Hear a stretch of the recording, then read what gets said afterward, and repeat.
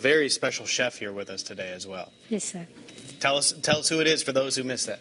His name is Kler, and he's actually working in a high-class restaurant in Atlanta, and he had many years of experience in cooking Thai food.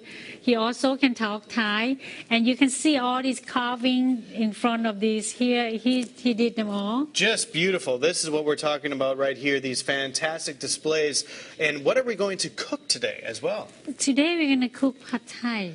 Pad Thai. I'm looking forward to that. So many different ingredients out here and so much great stuff. What are we going to do to get started this morning? Well, first of all, you would get started with the noodles.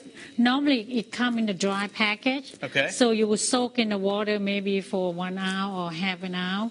So that you're going to get started first. Okay. And then the next thing you're going to do for Pad Thai, you're going to have to make a Pad Thai sauce first. So we have this ingredient here that you're going to have the liquid tamarind sauce. Mm-hmm. That is the main ingredient, so it makes it a little bit sour in the Pad Thai. Sure. And of course, soy sauce and some vinegar, if someone who loves it to be more sour than the tamarind by itself. Mm-hmm. Also the sugar, white pepper, and salt.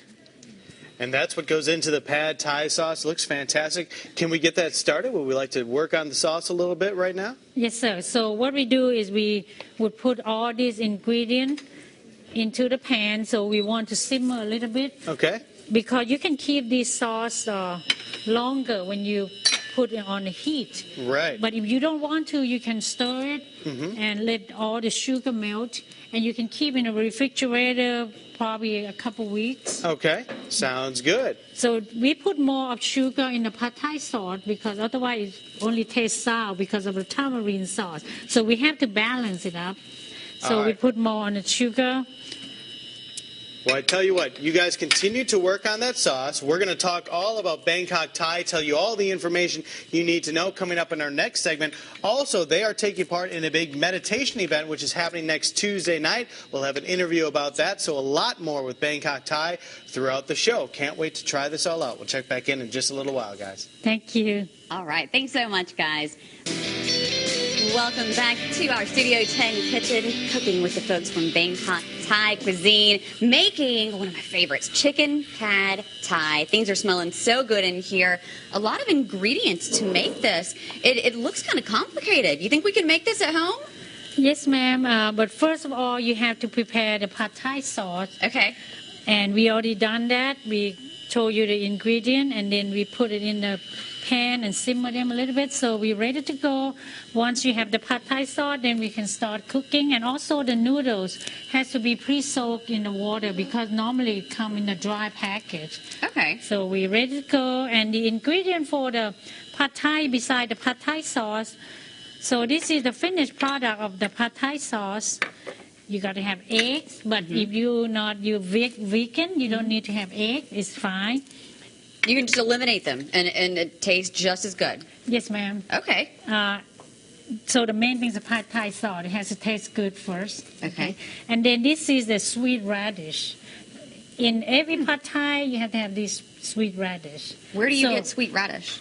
You can get it in the Asian market. Okay. Because it enhances the taste of the Pad Thai. Oh. It tastes a little bit sweet and sour, a little bit salty, so it has all those combinations. Sounds good. Yes, ma'am. And also you have to have ground peanut and some oil.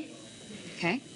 If you want chicken, you can pre-cook the chicken or you can use a fresh one. But since we're in the studio, we try to save time. So we pre-cook the chicken a little bit. Also green onion.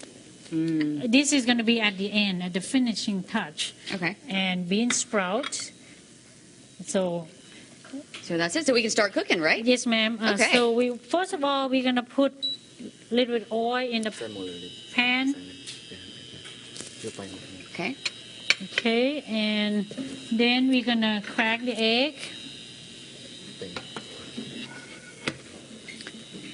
Okay.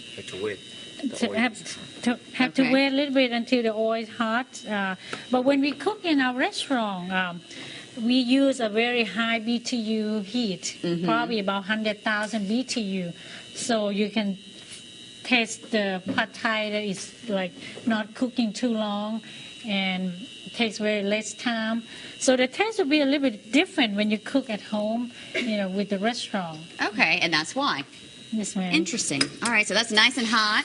Doing the one-handed crack, showing off there. Woo, that's popping everywhere. Be careful.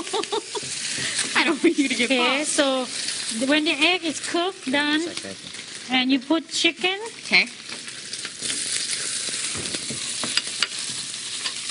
So you could put the sweet radish. Okay. Not all of it, though.